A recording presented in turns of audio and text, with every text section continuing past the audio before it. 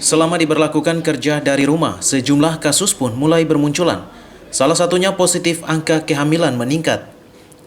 Selain itu, pembatasan sosial juga diduga menjadi pemicu meningkatnya populasi ibu hamil di NTT.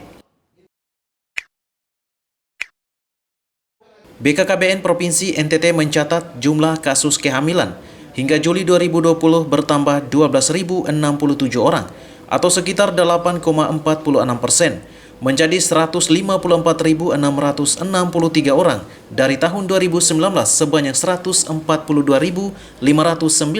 orang. Berdasarkan pengamatan BKKBN, kehamilan tidak direncanakan di beberapa daerah di NTT terbilang cukup tinggi dan sangat berbahaya. Kondisi pandemik seperti ini membuat para pasien ragu untuk memeriksa kesehatan reproduksi ke fasilitas kesehatan yang ada. Kenaikan angka kehamilan ini juga dialami oleh pasangan yang tidak melanjutkan program KB karena tidak bisa berkonsultasi. Kepala Perwakilan BKKBN Provinsi NTT Marianus Maukuru usai menyajikan materi pada kegiatan rapat telaah program KKBPK di Kupang, mengharapkan peran serta seluruh satuan OPD provinsi maupun kabupaten kota untuk mendata identitas ibu hamil guna mendapatkan pelayanan KB pasca persalinan. Angka kehamilan memang naik, naik agak tinggi. Berapa persen, Pak? Ya kurang lebih datanya itu ada naik sekitar 17% dari tahun lalu.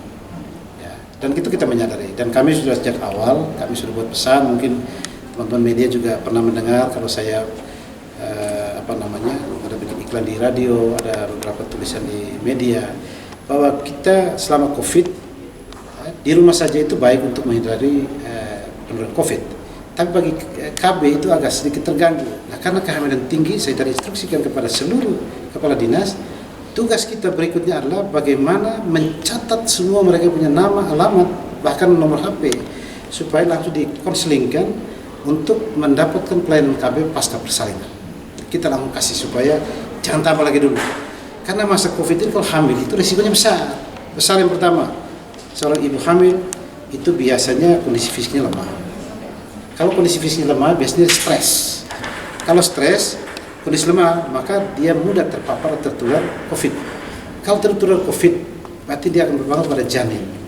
Janin itu bisa tumbuh tidak sempurna, bisa terjadi perdarahan dan bahkan aborsi, atau ada kecacatan baik fisik maupun otaknya. Dan kalau dia lahir menyusui seorang ibu yang sementara COVID, apakah dimungkinkan? Tidak bisa.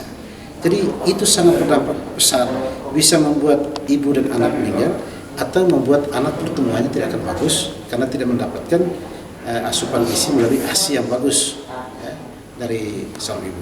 Tapi kita yakin bahwa kalau hamil tambah COVID lagi pasti stresornya tinggi dan itu bisa menimbulkan terjadinya aborsi atau keguguran. Marianus mengharapkan agar di masa pandemi COVID-19, seluruh anggota keluarga dan ibu negatif COVID-19. Para ibu yang tengah hamil diharapkan menjaga kehamilan dengan tidak berkontak langsung dengan orang sekitar. Patris Kudang, Lais Kodat, AFB TV melaporkan.